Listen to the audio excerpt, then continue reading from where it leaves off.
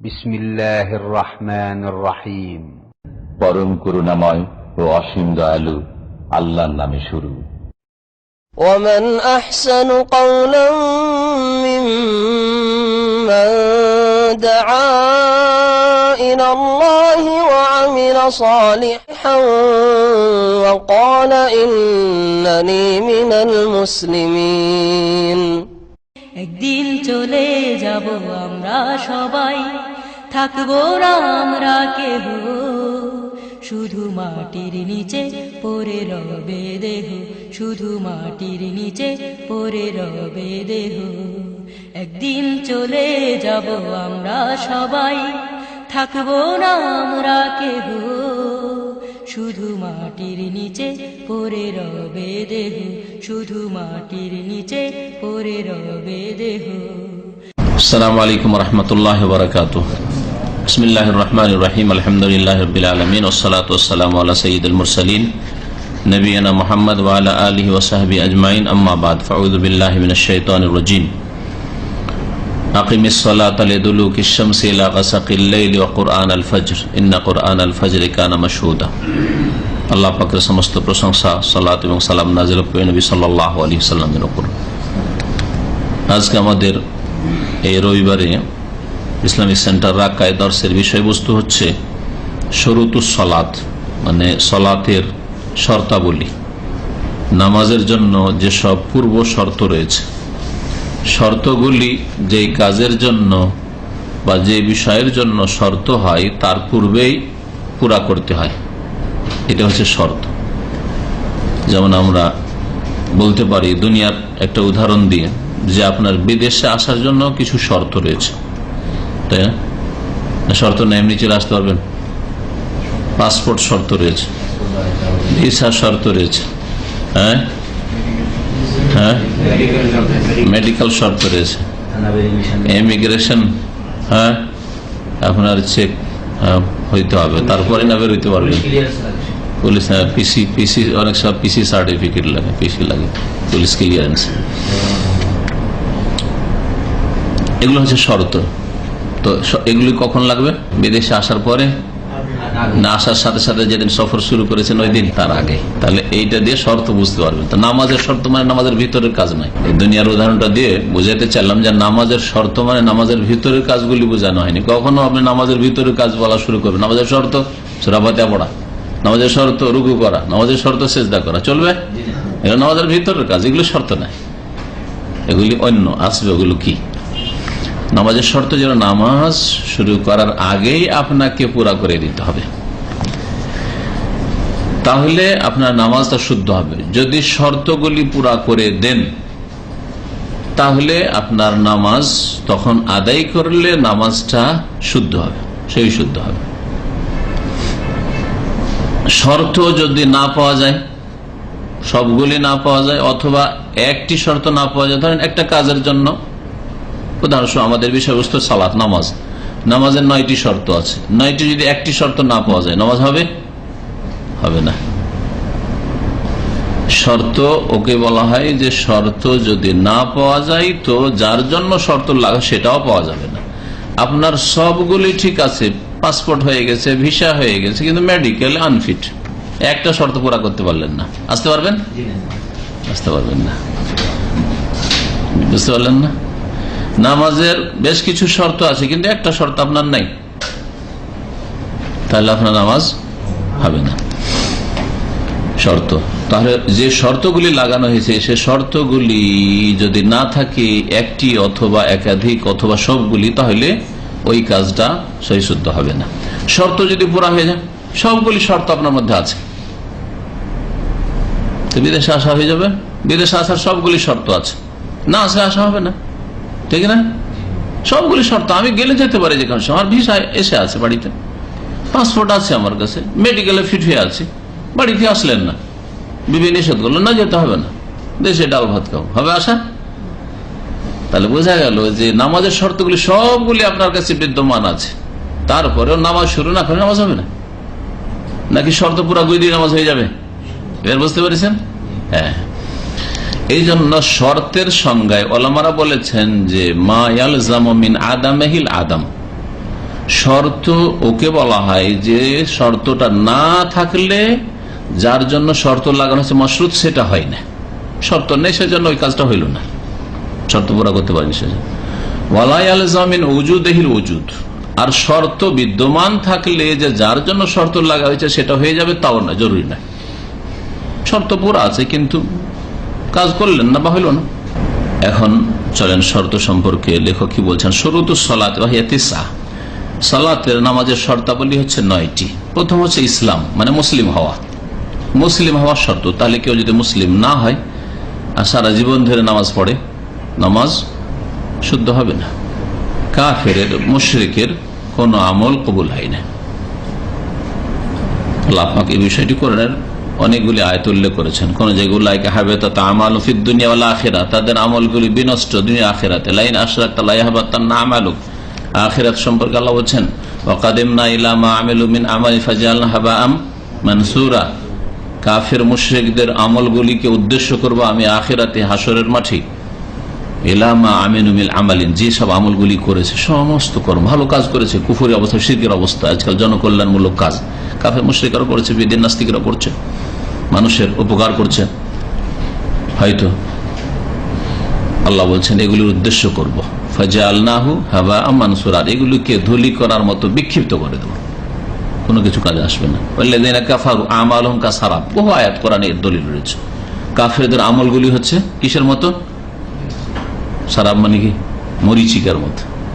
মরিচিকা, বালুর চর, হ্যাঁ, নদীর কিনারায় যে বালির চর থাকে, দেখে পানি মনে হয় রৌদ্রের সময়, কিন্তু আসলে পানি নয়, দেখি হ্যাঁ মরিচিকা, সারাব। তো কাফেরদের আমলগুলি মরিচিকার মতো। আখেরাতে মরিচিকাতে যেমন পানি পাওয়া যায় না, কাফের আমল থেকে কিছু পাবে না। তো কাফের মুশরিক কুফরি অবস্থায়, শিরকের অবস্থায় আল্লাহ ছাড়া অন্যকে ডাকে, অন্যকে সেজদা করে, অন্যের কাছে চেলেমে চায়, আর যদি নামাজ পড়ে কোনো কাজে আসবে না, মরিচিকা আখেরাতে।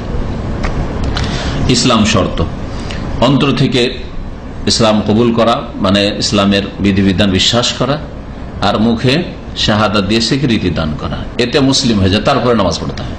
অন্তর থেকে বিশ্বাস করে যে নামাজ ফরজ, এটা বিশ্বাস করতে। নামাজ ফরজ নয়, তো আমি পড়ি, ভালো লাগে, এক্সারসাইজ পড়ি, কবুল হবে নাকি?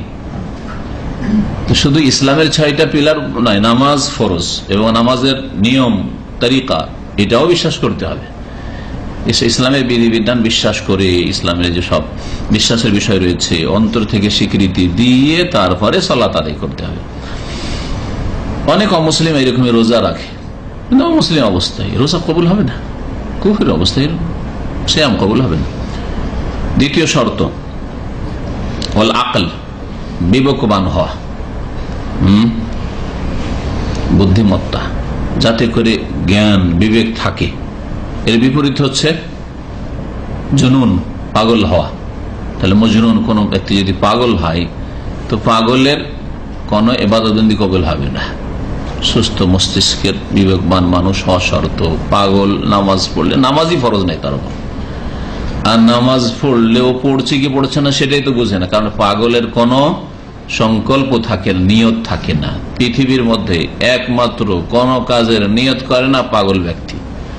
পাগল ছাড়া সজ্ঞানের প্রতিটি মানুষ সৎ কাজ করলেও নিয়ত করে করে, মানে সংকল্প করে করে, আর অসৎ কাজ পাপ করলেও পাপের উদ্দেশ্য করে করে, যে পাপে হাত দিচ্ছি, পাপ করছি, বুঝছেন না?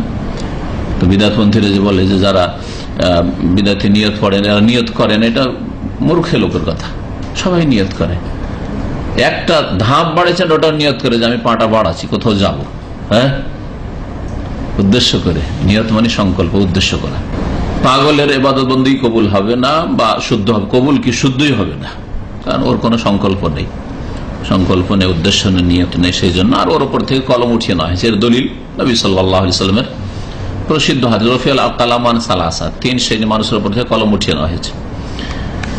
সারা ব্যাখ্যাগুলি আসছে সামনে, সেজন্য ব্যাখ্যা ওর সাথেই করি। তামিজ, তৃতীয় শর্ত হচ্ছে তামিজ, মানে ভালো মন্দের পার্থক্যের জ্ঞান।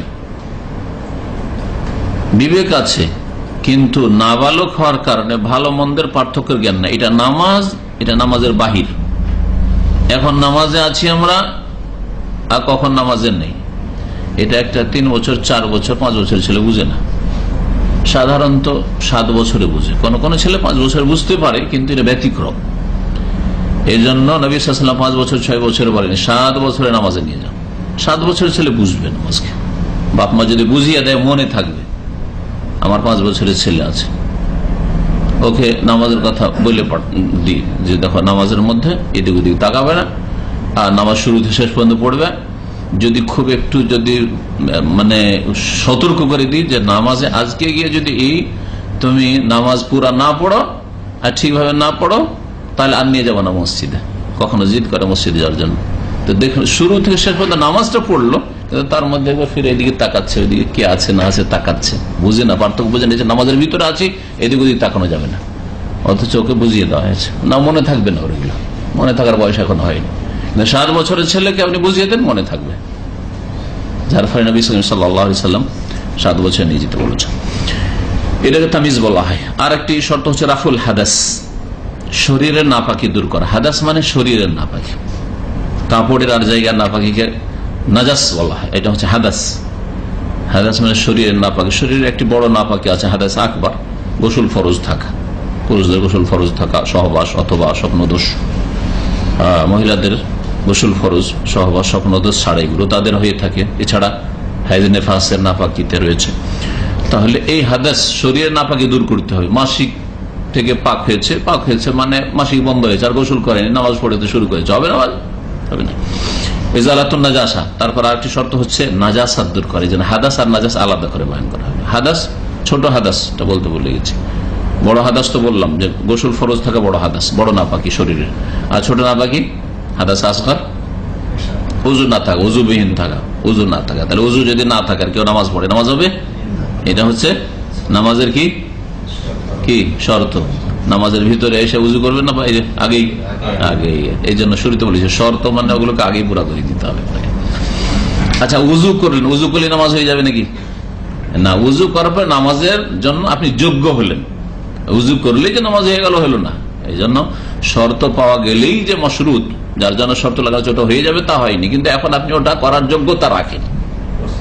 জি, ইজালাতুন নাজাসা, নাজাসাত দূর করা। নাজাসাত শরীরে যদি লেগে থাকে তাও দূর করতে হবে, কাপড়ে লেগে থাকে তাও দূর করতে হবে, যেই জায়গায় নামাজ পড়েছেন ওই জায়গায় যদি থাকে তাও দূর করতে হবে। যতটুকু জায়গায় সালাত আদায় করেছেন ততটুকু জায়গায় যাতে নাপাকি না থাকে। অনেকে ভাবে ধরে একটা বড় লম্বা চাদর আছে, লম্বা চাদরের 4 ভাগের 1 ভাগ আপনি সালাত আদায় করছেন, আর ওই চাদরের এক কিনারাতে নাপাকি লেগে আছে, নামাজ হবে না? হবে না? হ্যাঁ, হাসতে করে বলছেন যে, জোরে বলেন হবে। এই জন্য নাপাকি থেকে মুক্ত করতে হবে ওই জায়গাটুকুতে যেই জায়গাতে নামাজ পড়ছে। যদি বলেন চাদর, তো চাদরটা দোষ হয়ে গেল, শুধু তো জমিন তো একটাই, তাহলে গোটা জমিন পাক করতে হবে নাকি?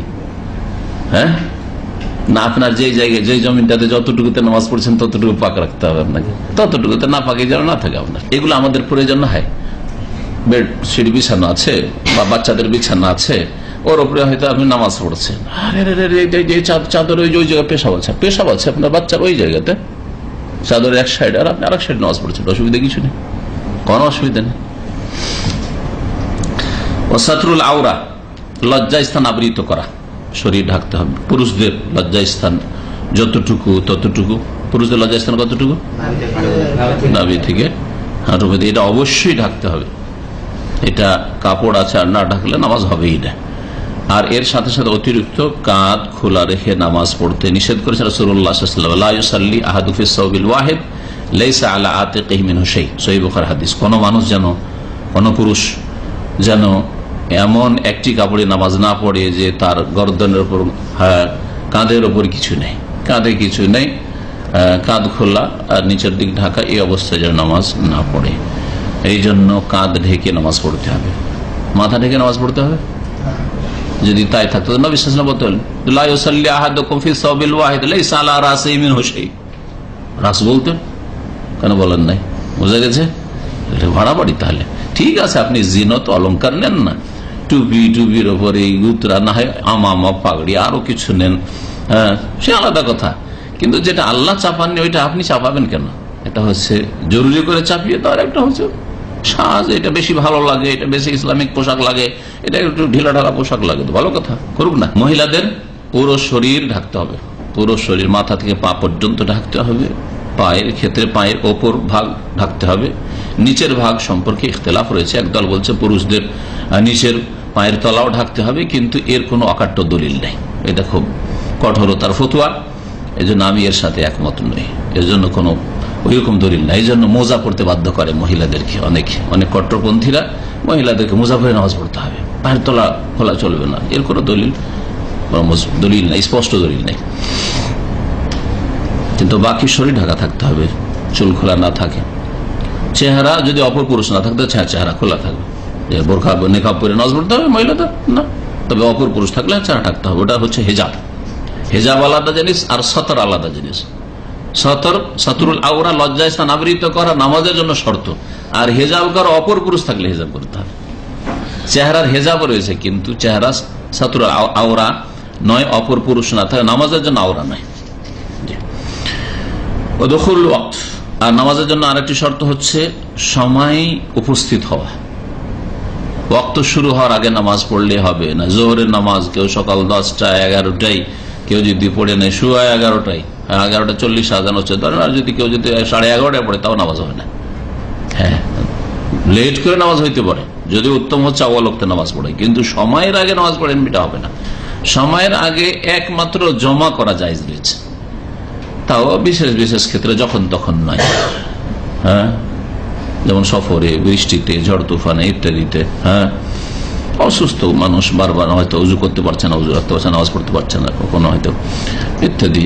তো জমা করা, জোহর আসর জমা করা, আর মাগরিব এশা জমা করা। জমা তাকদিমের ক্ষেত্রে এশাটাতে মাগরিবের সাথে পড়লেন, আসরটাকে জোহরের সাথে পড়লেন, তো এটা বিফোর টাইম না, জোহরটাও আসরের জন্য টাইম বলতে হবে। তো এই জন্য ওই ক্ষেত্রে শুধু জায়েজ। আর এমনিতে বিনা কারণে আপনি সময়ের আগেই নামাজ পড়ে নেবেন, বাড়িতে বসে আছেন, জোহরে গিয়ে আসরটা পড়ে চলে আসলেন, না হবে না নামাজের। ওয়াস্তিকবালুল কিবলা, কিবলামুখী হওয়া, নামাজ শুরু করার জন্য কিবলামুখী হইতে হবে, আগে থেকে কিবলামুখী হইতে হবে, তারপরে তাকবীরে তাহরিমে দিতে হবে। নিয়া, এবং নিয়ত করা। সংক্ষেপে এগুলি বলার পরে এখন ভাষ্যকার যা বলেছেন তা পেশ করি। তাতে প্রত্যেকটা দলিল পেশ করা হয়েছে, ওর সাথে সাথে হলে আরো সুবিধা, এই জন্য প্রত্যেকটা দলিল আমি আগে পেশ করলাম না। ইসলাম শর্ত একটা, তার দলিল বলে দিচ্ছে, আয়াতে রয়েছে, হাদিস রয়েছে। আকল, বিবেকবান হওয়া শর্ত, এর দলিল রয়েছে। সেটা কি একটু আগে বললাম, 3 শ্রেণীর মানুষের উপর থেকে কলম উঠিয়ে নেওয়া হয়েছে। তার মধ্যে একটা হচ্ছে আনিল মাজনুন হাত্তা ইউফিকা, পাগল ব্যক্তির উপর থেকে আল্লাহ গুনহার কলম উঠিয়ে নিয়েছেন। কলম উঠিয়ে নিয়েছেন মানে কি? পাপের কলম উঠিয়ে নিয়েছেন যতক্ষণ পর্যন্ত হুঁশে না আসবে, জ্ঞান না ফিরবে। ওইরকম বেহুশ ব্যক্তি, সেন্সলেস ব্যক্তি, সেন্সলেস অবস্থায় যদি বিকারে ভুল কথা বলে, কুফরি কথা বলে, আল্লাহ ধরবেন না, সে কাফের হবে না। আর কে 3 শ্রেণীর মধ্যে? অনিল নায়েমে, ঘুমন্ত ব্যক্তি, হাত্তা ইস্তাইকিজ, যতক্ষণ পর্যন্ত ঘুম না ভাঙবে। তো ঘুমের অবস্থায় যদি কুফরি কথা, শিরকি কথা বলে দেয়, তো সে মুশরিক হবে না, কাফের হবে না। ঘুমের অবস্থায় যদি কেউ গাল দিয়ে দেয়, তাহলে রাগ করবেন না, বলবেন যে ভাই তুমি এরকম গাল দিয়েছো, তুমি একটু সতর্ক ঘুমো, কিন্তু ঘুমের অবস্থায় গাল দিবেন। অনেকে এরকম করে, ঘুম থেকে উঠানো গাল দিচ্ছে, বুঝেই না যে কি করছি। আর ওয়ানিস সাগীর, নাবালক ব্যক্তি যতক্ষণ পর্যন্ত হাত্তা ইয়াবলুগা, সাবালক না হবে। কলম উঠিয়ে না হয়েছে মানে নাবালক ব্যক্তির ফারায়েজ ওয়াজিবাত নেই, কোনো ফরজ ওয়াজিব নেই তার উপর। হ্যাঁ, তবে হারাম থেকে দাবি করে বলেন যে হারামগুলি জায়েজ তার জন্য। নাবালক ব্যক্তি যদি ব্যভিচারের কাছে যায় তো জায়েজ নাকি? অশ্লীল ছবি দেখে জায়েজ নাকি? মারামারি করে তো জায়েজ নাকি? ও ছেলে বুঝে না, কিন্তু ওর অভিভাবকের উপর ফরজ যে অন্যায় কাজগুলি করতে দেবে না। আর 3টি একসাথে এই ভাষ্যকার এখানে বর্ণনা করেছেন। তামিজ, তামিজ মানে কি বললাম? ভালো মন্দের পার্থক্য করার ক্ষমতা।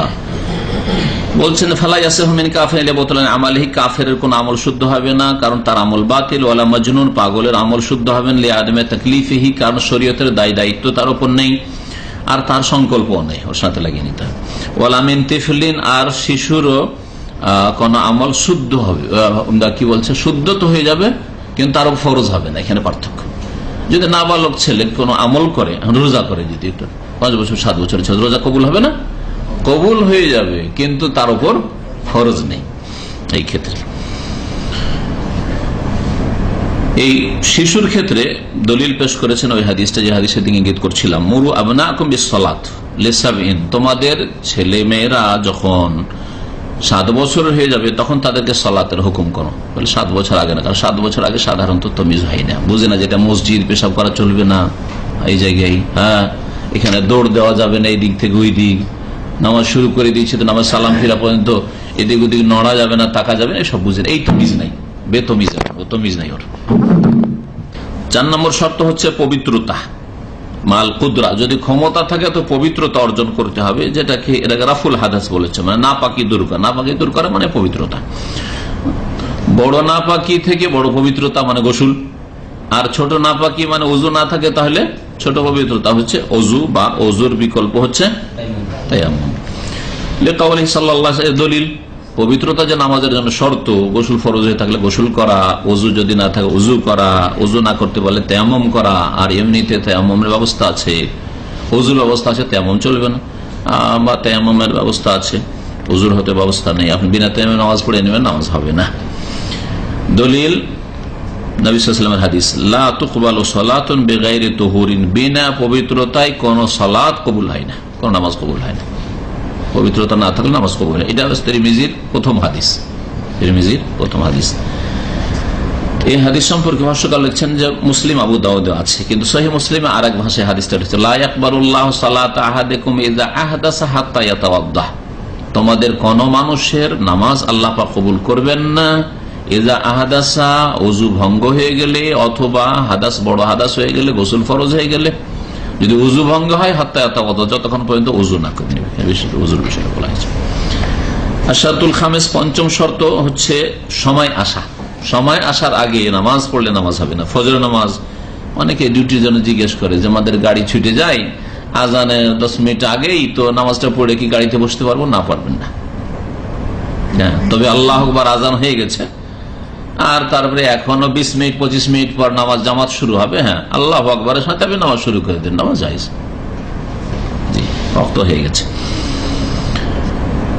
আল্লাহ তাআলা এর দলিল, মহান আল্লাহ ইরশাদ করেছেন, আকিমিস সালাতা লিদুলুকিশ শামস, আল্লাহ পাক নামাজের সময়গুলি ইঙ্গিত করেছেন, সালাত কায়েম করো সূর্য গড়ে গেলে বা ঢলে গেলে, মাথার উপর থেকে সূর্য ঢলে গেলে কি করো? নামাজ কায়েম করো। কিসের? এটা জোহর ইঙ্গিত করা হয়েছে।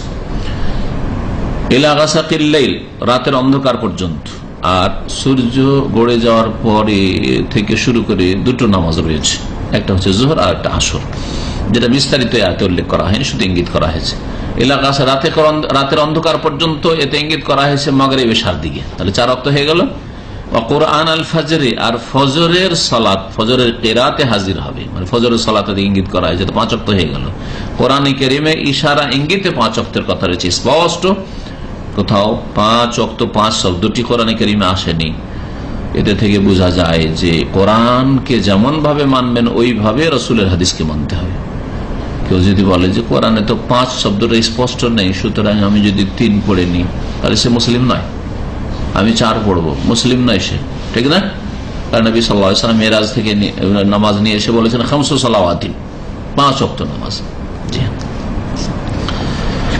এতে আহলে কোরআনের খণ্ডন রয়েছে। এই বাতিল ফিরকা পাকিস্তান থেকে বেরিয়েছে, ভারতে, বাংলাদেশে পৌঁছেছে। আজকাল প্রচুর আহলে কোরআনী এরা গোমরা জন্ম নিয়েছে, যারা বলছে আমরা কোরআন মানি, কোরআন সুরক্ষিত, হাদিস মানি না, হাদিসের সনদ সহিহ না জয়ীফ সব মানি না, বুঝি না, লেখা হয়েছে পরে মানি না। এরা মুসলিম নয়, মনে রাখেন ভালো করে, এরা মুসলিম থাকতে পারে না। কারণ আল্লাহ পাক বলেছেন, মাইয়ুতির রাসূলা ফাকাদ আতা আল্লাহ, যে রাসূলকে মানলো সে আল্লাহকে মানলো, যে হাদিস মানলো না সে রাসূলকে মানলো না, তাহলে সে আল্লাহকে মানলো না, বুঝছেন না?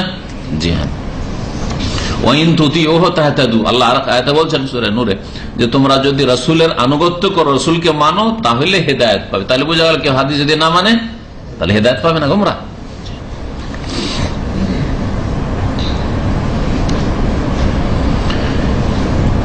ওমর রাদিয়াল্লাহু তাআলা আনহু বলছেন নামাজের ওয়াক্ত সম্পর্কে, আস-সালাতু লাহা ওয়াক্তুন, নামাজের ওয়াক্ত রয়েছে, শারাতাহুল্লাহু, আল্লাহ সেই শর্ত লাগিয়েছেন, লা তাসতাহি ইল্লা বিহি, এই ওয়াক্ত ছাড়া নামাজ হবে না, ওয়াক্ত ছাড়া খেয়াল খুশি নামাজ হবে না, সময়ের আগে নামাজ হবেই না, আর সময়ের পরে ওজোর থাকলে হবে।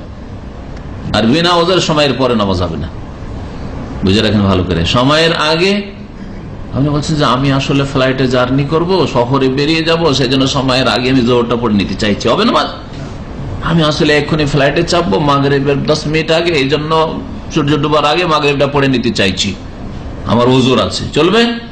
সময়ের আগে নামাজ ওজোর থাকলে হবে না, ওজোর না থাকলে হবে না। মাসলা ভালো করে বুঝে রাখেন। আর সময়ের পরে, সময় হওয়ার পরে লেট করে, বিলম্ব করে, কাজা করে ওজোর থাকলে কবুল হবে, আর বিনা ওজোরে যদি হয় কাজা, তাহলে কবুল হবে না। আর ওজোর শরীয়তে নবী সাল্লাল্লাহু আলাইহি ওয়াসাল্লামের হাদিসে রয়েছে অনিচ্ছাকৃত ঘুম অথবা ভুলে যাওয়া। ইচ্ছা করে ঘুমানো না, ইচ্ছা করে ঘুমিয়ে গেলেন যে ঘুমটা তো পুরা হয়নি, একটানা 5 ঘন্টা দিয়ে দিই, আর তারপরে সকাল 7টা 8টা উঠে ডিউটি যাওয়ার আগে ফজর পড়ে নেবো, এইরকম বিনা ওজোরে যারা ওয়াক্ত পার করে নামাজ পড়বে, নামাজ কবুল হবে না নিঃসন্দেহ, এতে কোনো সন্দেহ রাখবেন না। এটা হচ্ছে শরীয়ত, এ হচ্ছে ওয়াক্তের গুরুত্ব। ইন্নাস সালাতা কানাত আলাল মুমিনিনা কিতাবাম মাওকুতা, কোরআনে কারিমে একটি আয়াত রয়েছে যে নিশ্চয়ই সালাত মুমিনদের উপর, কানাত আল মুমিন কিতাবান মানে মাকতুবান, ফরজ করা হয়েছে, মাওকুতা ওয়াক্তে ওয়াক্তে, টাইমে টাইমে, ও টাইম নির্ধারণ আল্লাহ পাক করে দিয়েছেন। এই জন্য এখানে ওই হাদিসের একটা অংশ নিয়ে এসেছেন যে ওয়াহুয়া হাদিস জিবরিল, আর একটি হাদিস জিবরাইল আলাইহিস সালামের হাদিস, হিনা আম্মান নবী সাল্লাল্লাহু আলাইহি খামস, যখন জিবরাইল আলাইহিস সালাম এসে নবী সাল্লাল্লাহু আলাইহি ওয়াসাল্লামের ইমামতি করেছেন, ইমাম জিবরাইল আর মুক্তাদি রাসূলুল্লাহ সাল্লাল্লাহু আলাইহি ওয়াসাল্লাম বিসসালাওয়াতিল 5 ওয়াক্ত নামাজের 2 দিন ধরে, মেরাজের রাতের পরের দিন এসেছেন জিবরাইল আলাইহিস সালাম। আসার পরে প্রথম দিন আউয়াল ওয়াক্তে, দ্বিতীয় দিন শেষ ওয়াক্তে নামাজ পড়িয়ে দিয়ে বলছেন জিবরাইল, সুম্মা কালা, বলছেন জিবরাইল আলাইহিস সালাম, মা বাইনা হাযাইনি ওয়াক্তুন, এই 2 ওয়াক্তের মাঝখানে ওয়াক্ত, এই 2 দিন যে দুটো ওয়াক্তে নামাজ পড়া, আউয়াল ওয়াক্তে পড়াইলাম প্রথম দিন, শেষ ওয়াক্তে পড়াইলাম দ্বিতীয় দিন, এর মাঝখানে হচ্ছে তোমার উম্মতের সালাতের ওয়াক্ত।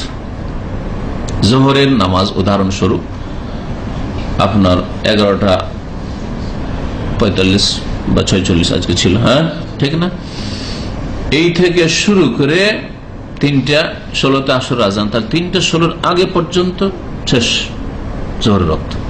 আসর শুরু হয়ে গেল, মাঝখানে কোনো বিরতি না, আসর শুরু হয়ে গেল মাগরিব পর্যন্ত টাইম, আউয়াল ওয়াক্ত শেষ ওয়াক্ত। মাগরিব পর্যন্ত যদিও টাইম হোক, কিন্তু মাগরিবের আগে আধা ঘন্টা এটা অপছন্দনীয় ওয়াক্ত। সেই জন্য জিবরাইল আলাইহিস সালাম দ্বিতীয় দিন মাগরিবের 10 মিনিট আগে পড়াননি, ঘন্টাখানেক আগে পড়িয়েছে। হ্যাঁ, অর্থাৎ আমাদের দেশি হানাফি ভাইদের যে আসরের বিলম্বের নামাজ, ওইটা জিবরাইল আলাইহিস সালামের দ্বিতীয় দিনের নামাজ ছিল, আর প্রথম দিনের নামাজ ছিল আউয়াল ওয়াক্তে, সৌদি আরবে যেমন নামাজ হচ্ছে। বুঝতে পেরেছেন? জি। আশ-শারতুস সাদিস, 6 নম্বর শর্ত হচ্ছে সাতরুল আওরা মাল কুদরা, ক্ষমতা থাকলে লজ্জা স্থান আবৃত করে। ক্ষমতা থাকা মানে কি? ক্ষমতা মানে আপনার কাছে কাপড় আছে, কাপড় যদি না থাকে, হ্যাঁ ভাই আপনার কাছে কাপড় যদি চোর ডাকাতে ছিনতাইকারীতে কেড়ে নিতে, তো করবেন কি? নামাজ পড়বেন না? আজকালকার বেনামাজিদের দলের মতো বেনামাজিরা যদি মেহমান হয়ে আসে আর যদি নামাজ পড়তে বলেন, কাপড় খারাপ, কি বলে? কাপড় খারাপ, এদের কাপড় খারাপ থাকে। আমি এই জন্য বলি এদেরকে, আল্লাহ হিদায়াত করে এসব লোকদেরকে, যে মহিলাদের তো মাসে 7 দিন খারাপ থাকে, 6 দিন খারাপ থাকে, আর এদের সারা বছর এরা খারাপ থাকে, এদের কাপড় খারাপ থাকে, এদের শরীরই খারাপ থাকে। মহিলাদের চাইতে এদের খারাপ অবস্থা, নাপাকির অবস্থা, এদের কাপড় খারাপ থাকে, নামাজ পড়বে না সেই জন্য কাপড় খারাপ। শয়তান এভাবে গুমরাহ করেছে এদেরকে। এমন কিছু দিয়ে লজ্জা স্থান ঢাকতে হবে, লা ইয়াসিফুল বাশারা, যাতে করে চামড়া প্রকাশ না পায়, জাহের না হয়। এমন পাতলা কাপড় নাই আজকাল বাংলাদেশের শাড়ি বা ভারতের শাড়ি, যে সব শাড়ি যেটাও শাড়ি পরে, এই শাড়ি শুধু শাড়ি দিয়ে লজ্জা স্থান আবৃত হবে না, ঢাকা। একেবারে পাতলা কাপড়, আদি কাপড়ের পাঞ্জাবি, লজ্জা স্থান আবৃত হবে নাকি? ওটা যদি পায়জামা হয় হবে ওই কাপড়ের? চলো উপর দিকে না হয়, এদিকে না হয়, আওরা নাই পুরুষের, হ্যাঁ হবে? হবে না। এত পাতলা চিকন কাপড়ে যেমন চলবে না, তেমন এত টাইট কাপড়ও চলবে না যে যেমনই রুকুর দিকে গেল তখন এমন টান দিলে পিছন দিক থেকে নাভির নিচে দিকে প্যান্ট নেমে গেল, ঠিক না? আর এদিক থেকে দেখা যায়, আর গেঞ্জি দিকে টি শার্ট এমন টান দিলে এদিকে যখন রুকু দিচ্ছে উপরের দিকে টান দিল, 2 দিকে টান দিল, আর মাঝখানে ফাঁকা হয়ে গেল। আর এই পিছন দিকের যে ফাটল আছে, ফাটল পর্যন্ত দেখা যায়, নাউজুবিল্লাহ, এত খারাপ লাগে, নোংরা লাগে। আস্তাগফিরুল্লাহ। নামাজ হবে এই অবস্থায়? এদের নামাজ হবে না, লজ্জা স্থান খুলে যাচ্ছে। দলিল লজ্জাস্থান আবৃত করতে হবে। এর কোরআনে কারীমের আয়াত আল্লাহ পাক ইরশাদ করেছে, ইয়া বানি আদম, হে আদম সন্তান, খুযু যিনাতাকুম ইনদা কুল্লি মসজিদ, তোমরা প্রত্যেক মসজিদে আসার সময় অর্থাৎ সিজদার সময়, সালাতের সময় তোমরা তোমাদের সাজসজ্জা অলংকার গ্রহণ করো, তোমাদের পোশাক পরিচ্ছদ গ্রহণ করো। আয়াত সূরা আরাফ আয়াত নম্বর 31। নবী করিম সাল্লাল্লাহু আলাইহি ওয়াসাল্লামের আরেক হাদিস মহিলাদের সম্পর্কে, লা ইয়াকবালুল্লাহু সালাতা হাইজিন ইল্লা বিখিমারিন। এই হাদিসের অর্থ কি হবে সালিম?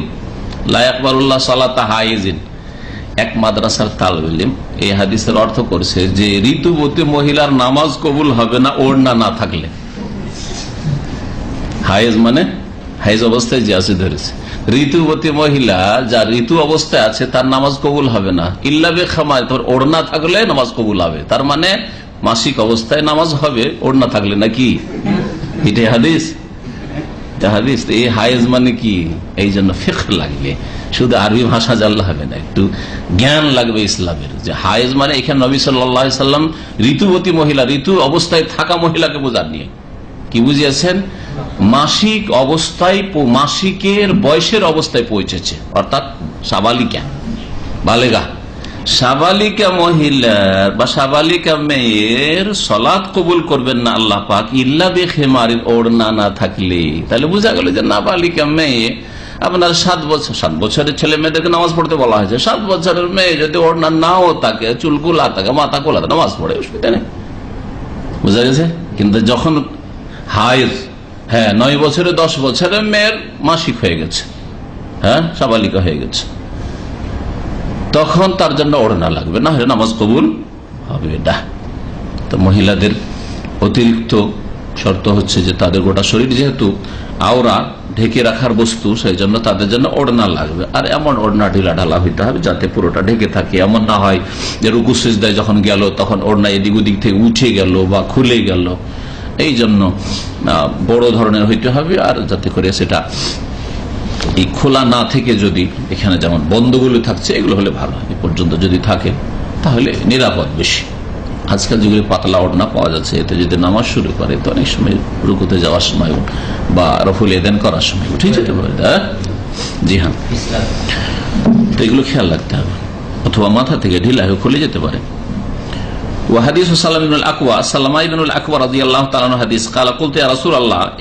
বললেন যে হে আল্লাহ রাসূল, ইন্নী আকুনু ফিস সাইদ, আমি শিকারে থাকি, শিকার করতেন। এই সাহাবী সালাম ইবনুল আকওয়া সম্পর্কে প্রসিদ্ধ আছে যে সাহাবীদের মধ্যে সবচেয়ে বেশি দৌড় দিতে পারতেন, ঘোড়ার সাথে দৌড়াইতে পারতেন। শিকার কেন করতেন? শিকারী হরিণের সাথে দৌড় দিতে পারতেন, দৌড়িয়ে গিয়ে হরিণ ধরে নিতেন। কেমন দৌড় দিতে পারতেন চিন্তা করেন। ওয়াসাল্লিফিল খামিসুল ওয়াহিদ, আর আমি একটা জামায় নামাজ পড়ি, একটা জামা, জুব্বা ধরেন, এটা কামিজ, এটাকে আজকাল নাই আমরা আমাদের ভাষায় জুব্বা বলছি, আরবরা এটাকে সব বলছে। আর সবকে ইন্ডিয়া, পাকিস্তান, বাংলাদেশ সাকে তাক করে দেয়, এটাকে তোপ বানিয়ে দিয়েছে। তার এতে তোপ বলে কিছু নেই। তো এমনি সব তো যে কোনো কাপড়কে বলা হয়, কিন্তু এদের প্রচলন সব, এটাকে বলা হয় সব যে কোনো কাপড়। তো বলছেন আমি একটা কামিজে নামাজ পড়ি, একটা জুব্বা যদি থাকে আর ভিতরে কিছু না থাকে, নামাজ হবে না? হবে না, হবে, কিন্তু পাতলা হলে চলবে না, যাতে করে চামড়া না দেখা যায়। শীতকালের জুব্বাগুলো তো অসুবিধা নেই, বা এগুলো যদি মোটা কাপড় হয় যাতে বোঝা না যায়, তাহলে ঠিক আছে, অসুবিধা নেই। কালার নাম, হ্যাঁ পড়তে পারে, একটা কামিজে একটা জামাতে নামাজ পড়তে পারে, একটা জামা গোটা শরীরে। ওয়াজরুরহু ওয়ালাউ বিশাওকা, তবে তুমি ওয়াজরুর, জিররুন মানে বোতাম, বোতাম লাগিয়ে নিও। তো বোতাম ছিল না, তো জির মানে কমপক্ষে বন্ধ করে নিও, বোতাম দিয়ে যা বন্ধ করা হয় ফাটলগুলো, ফাটলগুলিকে বন্ধ করে নিও। ওয়ালাউ বিশাওকা, যদিও কাঁটা দিয়ে হোক না কেন, বোতাম পাচ্ছ না তাহলে কাঁটা, পিন, আজকে না পিন তৈরি হয়েছে, আর এতে গোরের কাঁটা, কুলের কাঁটা দিয়ে হবে না, আর কিছু কাঁটা দিয়ে হবে না, কাঁটা দিয়ে আপনি জড়াই নিল, যথেষ্ট। সাহিহ তিরমিজি, এই দুটি হাদিস ইমাম তিরমিজি সহিহ বলেছেন।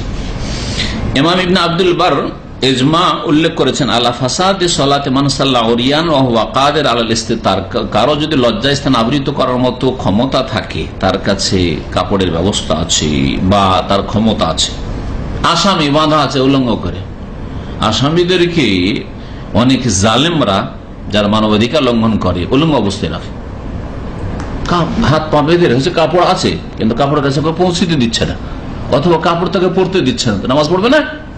অবশ্যই নামাজ পড়বে, অবশ্যই নামাজ পড়বে। তো বলছে যেই ব্যক্তি সক্ষম কাপড় ব্যবহার করতে সে যদি উলঙ্গ হয়ে নামাজ পড়ে তাহলে তার নামাজ ফাসিদ বাতিল। এর উপর ইজমা নকল করেছেন ইমাম হাফেজ ইবনে আব্দুল বার। আল্লাহু আ'লাম। আর শর্তুস সাবির, সপ্তম শর্ত হচ্ছে ইজতিনাবুন নাজাসা, নাপাকি থেকে বেঁচে থাকা। নাপাকি যেন লেবাদানেহি, শরীরে না থাকে, ওয়াসাবিহি, কাপড়ে না থাকে, নিজের কাপড়ে, অবুকাতেহি, আর যেই জায়গায় নামাজ পড়বে সেই স্থানে সেই জায়গায় যেন নাপাকি না থাকে। লিকাউলিহি তাআলা, দলিল হচ্ছে মহান আল্লাহর বাণী সূরাতুল মুদ্দাসসির আয়াত নম্বর 4। আল্লাহ বলছেন ইয়া আইয়ুহাল মুদ্দাসসির কুম ফাআনজির ওয়া রাব্বাকা ফাকাব্বির ওয়া সিয়াবাকা ফাতাহির। ওয়া সিয়াবাকা ফাতাহির, হে নবী তোমার কাপড়কে পাক পবিত্র রাখো, পাক পবিত্র রাখো। ওয়া কাউলুহু সাল্লাল্লাহু আলাইহি ওয়াসাল্লাম, নবী সাল্লাল্লাহু আলাইহি ওয়াসাল্লামের বাণী লি আসমা, আসমা বিনতে আবি বকর কে, আবু বকর মে আসমাকে বলেছে বিদামিল হাইজ, মাসিক, মাসিক রক্ত সম্পর্কে, তাহুত্তুহু, মাসিক রক্ত যদি কাপড়ে লেগে যায় তো কি করবো ইয়া রাসূলুল্লাহ? তখন জবাবে বলেছেন নবী সাল্লাল্লাহু আলাইহি ওয়াসাল্লাম তাহুত্তুহু, হাত্তা ইয়াহুত্তু মানে ঘষা দেওয়া। প্রথম করতে হবে কি, যদি জমাট বাঁধা রক্ত থাকে, গাঢ় হয়ে আছে, তাহলে ঘষা এই করেন। তারপর সুম্মা তাকরিসু ফিল মা, তারপরে ঘষা দেবে পানি দিয়ে, তারপর পানি দেন তাতে। প্রথম হালকা করে দিলেন, তারপরে পানি দেন, পানি দেওয়ার পরে ঘষা দেন। ঘষা দিলে হবে কি, যে ভিতরে যে রক্তটা চুষে নিয়েছে কাপড়ে সেটাও বেরিয়ে আসবে, ওটাও জরুরি। আর ওপর থেকে হয়তো রক্ত ধুয়ে দিলেন, কিন্তু ভিতরে রক্ত যে চুষে কাপড়ে রেখেছে, মোটা কাপড় যদি থাকে ওটুকু তো থেকে যাবে। এই জন্য 3টি নির্দেশ দিয়েছেন।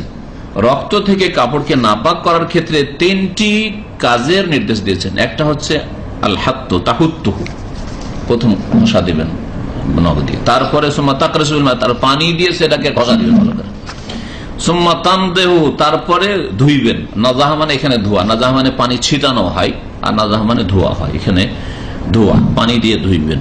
সুম্মা তুসাল্লি ফিহি, তারপরে তাতে নামাজ পড়বেন।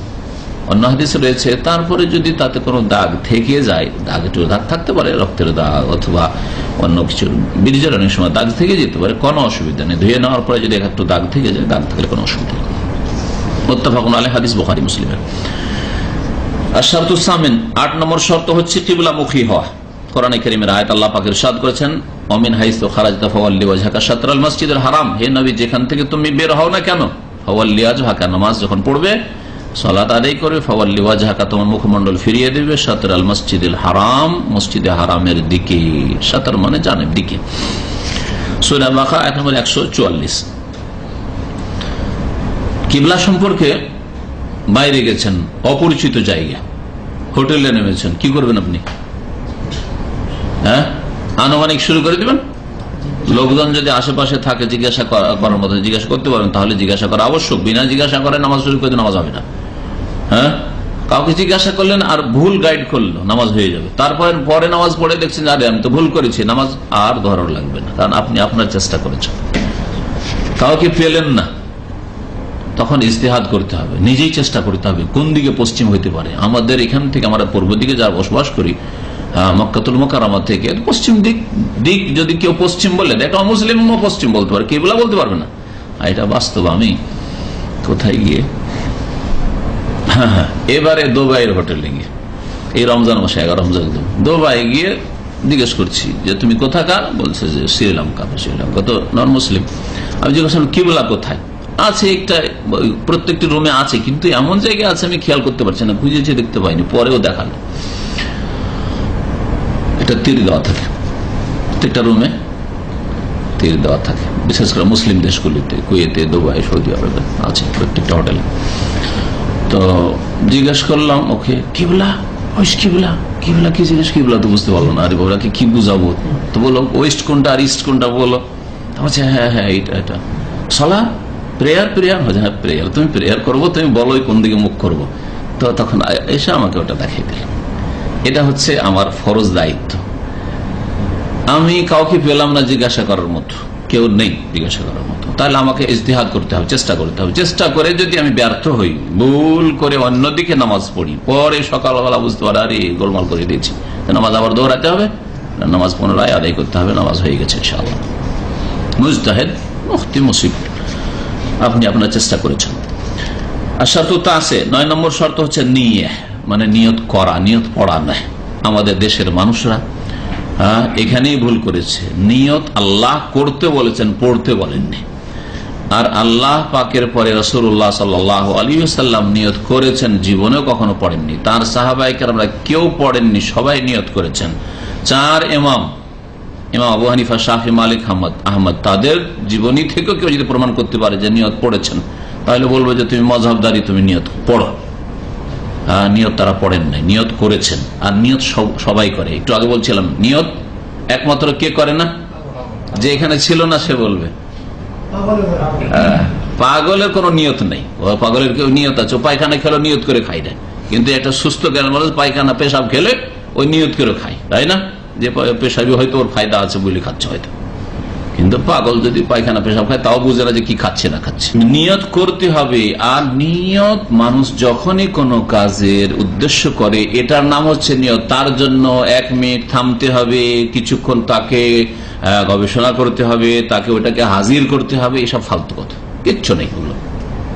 যেমনই আপনি মসজিদে যাচ্ছেন আর আপনি দাঁড়াচ্ছেন, আর এখন জামাত শুরু হয়নি, মসজিদে এসছেন, আপনার তাহিয়াতুল মসজিদ পড়তে হবে। এতে সাথে সাথে আপনার নিয়ত হচ্ছে, মগজে কি অন্তরে সংকল্প হচ্ছে যে আমি এখন তাহিয়াতুল মসজিদ পড়বো, অথবা সুন্নাতে রাতে বা পড়বো। আর যখন একামত হয়ে গেল, দাঁড়িয়ে গেলেন, দাঁড়াইতে কে বলছে? আপনার ব্রেন বলছে, দিমাগ বলছে যে এখন দাঁড়া, কারণ একামত হলো, তুই মুসলিম নামাজ পড়তে এসছিস। এই যে দাঁড়াইলেন, তার মানে এই নিয়ত হচ্ছে, এমনিতে নিয়ত হচ্ছে, আলাদা করে দাঁড়াইতে হবে। কিছু লোককে দেখবেন মুখে যদি উচ্চারণ করে, নিয়ত নাও করে, তারপরেও দাঁড়িয়ে সাথে সাথে ওইদিকে যাচ্ছে, ওর হয়তো রাকাত যাবে, ও সূরা ফাতিহা পড়তে পাবে না, বা রুকুও যাবে, রুকুতে চলে গেছে, রুকু পেলে রাকাত হয়ে যাবে, ওটাও না, তারপরে দাঁড়িয়ে। দেখেছেন এরকম? খেয়াল করে দেখেন, 10, 20, 30 সেকেন্ড ও সেটাকে হাজির করছে, নিয়তটাকে হাজির করছে, যে এখানে হাজির হয়ে যাবে, কি করছি গেলেন, আল্লাহু আকবার, ব্যাস যেখানে আছে ওখানে চলে যান আল্লাহু আকবার দিয়ে। নবী করিম সাল্লাল্লাহু আলাইহি ওয়াসাল্লামের হাদিস হচ্ছে নিয়তের দলিল, যে নিয়ত করতে হবে। ইন্নামাল আমালু বিন্নিয়াত, নিশ্চয়ই সমস্ত আমল নির্ভর করে নিয়তের উপর, অন্তরের সংকল্পের উপর। অন্তরের সংকল্প যেমন হবে তেমন কাজের ফলাফল হবে। শুদ্ধতাই এবং বাতিল হওয়াই, পূর্ণ হওয়াই, অসম্পূর্ণ হয়। আর আপনার নিয়ত যদি সহি থাকে তাহলে আমল সহি হবে। নিয়ত যদি বাতিল থাকে, খারাপ থাকে, তাহলে আমল খারাপ হবে। নিয়ত যদি পূর্ণ থাকে, তো পূর্ণ নিয়ত একবারে খালেস নিয়ত, তাহলে আমল খালেস হবে, একবারে নিখুঁত নির্ভেজাল হবে। যদি আপনার নিয়তে ঘাটতি থাকে, তো আমলেও ঘাটতি হবে। কি বলছেন? কথাগুলি বলছেন, প্রত্যেকটার একটা করে উদাহরণ দেওয়া যেতে পারে। একটা করে বহু উদাহরণ আপনার জীবনে আছে। আপনি এখানে এসছেন, কি নিয়তে এসছেন বলেন? দিন শিখার জন্য, তাই না? দর্শক এসে দিন শিখবো, ইসলামিক সেন্টার রাখায় দিন শিখার জন্য এসছেন। নিয়ত করেছেন না করেন নাই? অন্তরে এই সংকল্প নিয়ে এসছেন। এতে সবাইকে আমরা নেকির দিক দিয়ে সমান হব? কখনো না, সবাই নেকির দিক দিয়ে সমান হব না। নিয়তে পার্থক্য থাকতে পারে। কারণ নিয়ত এরকম হতে পারে যে আমি তো নিয়মিত যেতে পারবো না, আমার এত সম্ভব না, দূর থেকে আসা, তো আজকে চলো সার্টিফিকেট নিয়ে আসি। সার্টিফিকেট না হবে দাস শোনা হবে। নিয়ত দুটা যোগ হইলো না, হলো না? নেকি অবশ্যই পাবে, দিন অবশ্যই শিখলো, কিন্তু তার সাথে আর একটা উদ্দেশ্য কি হলো? যোগ হলো। ভালো উদ্দেশ্য দিলাম, খারাপ উদ্দেশ্য এর চাইতে বেশি বললাম না, খারাপ। কিন্তু হতে পারে যে আমি এক লোকের কাছে টাকা পয়সা পাবো, আর ওই লোককে ইসলামিক সেন্টার না গেলে পাওয়া যাবে না, ওখানে গিয়ে ধরবো, আর ও টাকা দিচ্ছে না, লোকজনের সামনে ধরবো, যাতে করে টাকা দিতে বাধ্য হয়। আসলে দাস শুনতে আসতো না, দাস শোনাটা তার সাথে সাথে হয়ে গেল। হ্যাঁ, কি নিয়তে এসছে? টাকা নিয়তে এসছে, টাকাটা হাসিল করবে। তার সাথে সাথে হয়তো যাচ্ছি তখন দাসটাও শুনিনি, ওটাও নিয়ত করেছে, কিন্তু ওটা 2 নম্বরে আছে। তো নাকি সমান সমান হয়ে যাবে নাকি? একজন লোক খালেস নিয়তে দার্স শোনার জন্য এসে, আর একজন টাকাটাও হাসিল হবে, মেলা দেখা হবে, কলা বিক্রি করা হবে, তো সব সমান সমান নাকি নাকি না? কখনো সমান নাকি না। ইন্নামাল আমালু বিন্নিয়াত। এইরকম একেবারে যদি ফাসেদ নিয়ত থাকে, বাতিল নিয়ত থাকে, কেউ যদি নিয়ত করে যে আমি নামাজ পড়ছি কারণ শরীর চর্চাইতে রয়েছে, আমাকে খুব সুন্দর ব্যায়াম লাগে, নাকি পাবে? জিরো জিরো, ঠিক না? জি। আমি নামাজ পড়ছি কারণ নামাজ না পড়লে মাদ্রাসার ছাত্র রাখবে না আমাকে, নাকি পাবে? জি। ইন্নামাল আমালু বিন্নিয়াত। জি। নামাজ আমি পড়ি, কিন্তু নামাজটা ঘরেও পড়ে নিতাম হয়তো, কিন্তু আজকে মসজিদে যাচ্ছি কারণ বিশিষ্ট ব্যক্তি বাড়িতে এসছে, ওর সাথে এখন মসজিদে গিয়ে জামাতে হাজির হইতে হবে। নামাজের নেকি তো পাবে, কিন্তু কমবে না? কমবে না, অবশ্যই কমবে। এই জন্য বললাম, শুদ্ধ হয় অশুদ্ধ হয়, পূর্ণ হওয়ায় অসম্পূর্ণ হওয়ায় আমল নির্ভরশীল কিসের উপর? নিয়তের উপর। এই জন্য অনেক সময় একটা লোক পাপ না করেও পাপী হতে পারে। একটা লোক মদ খাওয়ার জন্য গেল, আর যেই গিয়েছে মদ কেনার জন্য, আর রেড পড়ে গেছে পুলিশ, পালাপালি করে পালিয়ে জান বাঁচিয়ে কোন রকম করে বেঁচে আসলো, বলেন গুনাহগার হবে না? হবে না? গুনাহগার হবে না? হবে না? অবশ্যই গুনাহগার। কারণ ও মদ আসলে খেত, বরং খেয়ে নিয়েছে বলতে হবে যদি পারতো তাহলে, ঠিক না? কিন্তু পারেনি। এইরকম যে কোনো গুনার ক্ষেত্রে নেন, যে কোনো গুনার ক্ষেত্রে উদাহরণ নেন। আর একটা লোক গিয়েছে গুনার কাছে, মদের কাছে, তারপর আল্লাহর ভয় হয়েছে, আমি মুসলিম ছেলে আর সৌদি আরব এসেছি, আর আমি মদ খাবো। যাওয়ার পরে মদের গ্লাসে হাত দিয়ে দিয়েছে, পয়সা পেমেন্ট করে দিয়েছে, তারপর আল্লাহর ভয় হয়েছে, পালিয়ে চলে এসছে। বলেন এর কি হবে? নেকি হবে, কারণ আল্লাহর ভয়ে গুনাহ ছেড়ে দিয়ে এসছে। দেখলেন পার্থক্য? এই লোকটাও মদ খেলো না, মদের কাছে গিয়ে, আর ওই লোকও মদ খেলো না, কিন্তু একজনের গুনাহ হইলো আর একজনের নেকি হইলো। দেখলেন? ইন্নামাল আমালু বিন্নিয়াত, হাদিস ফিট করার এখানে মানুষের আমল কর্ম, এমনকি ত্যাগের ক্ষেত্রে কর্ম ত্যাগ করাও নির্ভর করে নিয়তের উপর। কি নিয়তে কর্ম ত্যাগ করে, পাপ ত্যাগ করেছে? পুলিশের ভয়ে নাকি আল্লাহর ভয়ে? দাড়ি রেখেছে আল্লাহর জন্য সন্তুষ্টির জন্য না কফিলের সন্তুষ্টির জন্য? জি হ্যাঁ, দেখতে হবে। ইত্যাদি ইত্যাদি সমস্ত আমলের ক্ষেত্রে। এর মাধ্যমে নামাজের শর্তাবলীগুলি সম্পূর্ণ হইল। আল্লাহু আ'লাম।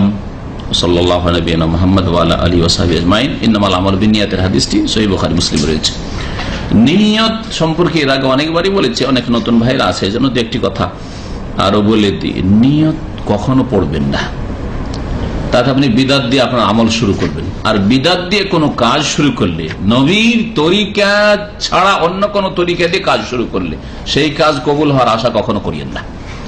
নবী কারীম সাল্লাল্লাহু আলাইহি ওয়াসাল্লাম প্রসিদ্ধ হাদিস, মান আমিলা আমালান লাইসা আলাইহি আমরুনা ফাহুয়া রাদ্দুন। যে ব্যক্তি এমন কোন আমল করবে, কাজ করলে, নামাজটা পড়লেন, কিন্তু লাইসা আলাইহি আমরুনা, আমার নির্দেশ অনুযায়ী হলো না, আমার তরিকা অনুযায়ী হলো না, তাহলে সেটা কি? সেটা হচ্ছে মারদুদ, রিজেক্টেড, প্রত্যাখ্যাত, ছুড়ে ফেলে দেওয়া হবে আপনার মুখে। কবুল করবেন আল্লাহ পাক রব্বুল আলামিন। কারণ নবীকে আপনি শুধু মুখে মন্ত্রে রাসূলুল্লাহ বললেন, কালিমা পড়লেন, আর কাজে কর্মে কোথায় আপনার নবীর তরিকা? নবীর তরিকা মধ্যে অন্য তরিকায় আপনি নামাজ পড়ছেন, কি করে কবুল হবে?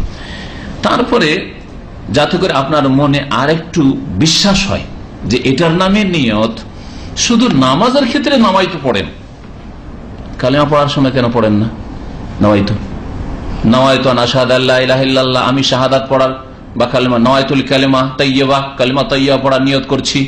কোন বাঙালি, কোন ভারতীয়, কোন পাকিস্তানি যারা নওয়াইতু দিয়ে নামাজ পড়ে, তাদেরকে জিজ্ঞাসা করছি, কালিমা নামাজের আগে, ঠিক কিনা?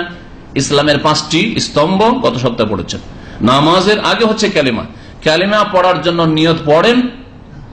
নিয়ত পড়েন না। তো নামাজে যদি নিয়ত না পড়ে আপনার নামাজ হচ্ছে না, এই বিদাতি ধারণা রাখেন, এটা যদি ইসলাম হয়, তাহলে কালেমা পড়ার সময় নিয়ত পড়েন না, আপনার কালেমা কবুল হয়? যদি কালেমা কবুল না হয়, তো আপনি কি করে মুসলিম হইলেন? বলেন ভালো করে, বুঝতে পেরেছেন? তার তৃতীয় স্তম্ভ ইসলামের কি? যাকাত। মুসলিমরা যাকাত দেয় না? ইন্ডিয়া বাংলাদেশের লোকের, পাকিস্তানের লোকেরা যাকাত দেওয়ার সময় কোন যাকাত দানকারী বলে আল্লাহুম্মা ইন্নী নাওয়াইতু যাকাতা, আল্লাহ আমি নিয়ত করছি যাকাত দেওয়ার? নিয়ত পড়ছেন? দান করার সময়, দান করা নেকির কাজ নয়? মাতা পিতাকে টাকা পাঠানো নেকির কাজ নয়?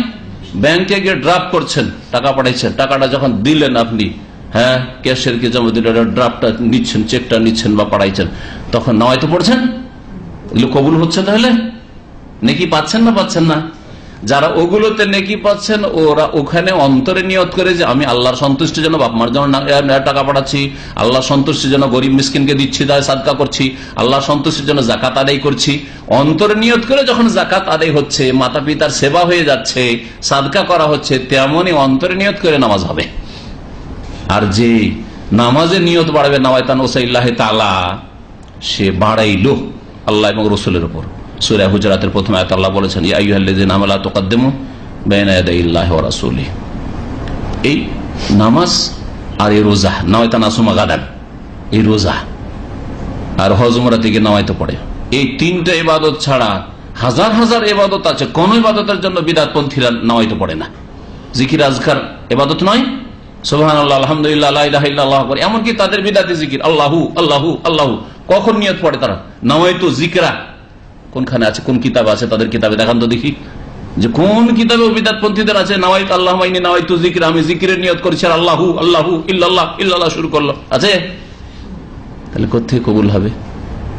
এক তো বিদআতি জিকির, আল্লাহর জিকির, ইল্লাল্লাহর জিকির। যদি সুন্নতি জিকিরও করেন, সুবহানাল্লাহ বলেন, আলহামদুলিল্লাহ বলেন, লা ইলাহা ইল্লাল্লাহ বলেন, সুবহানাল্লাহি ওয়া বিহামদিহি সুবহানাল্লাহিল আযীম বলেন, দোয়া ইউনুস পড়েন, লা ইলাহা ইল্লা আনতা সুবহানাকা ইন্নী কুনতু মিনাজ জালিমিন, তারপরে নামাজে যেমন নামাইতো পড়ছেন, ওইরকম ওগুলোর জন্য নামাইতো পড়েন, কেন পড়েন না? কত নিয়ত পড়বেন আপনি? আল্লাহ পাক যেন বুঝার তৌফিক দান করেন, আর আল্লাহ পাক যেন আমাদের হিদায়াত দান করেন। সুবহান রাব্বিকা রাব্বিল ইজ্জাতি আম্মা ইয়াসিফুন ওয়া সালামুন আলাল মুরসালিন, আলহামদুলিল্লাহি রাব্বিল আলামিন।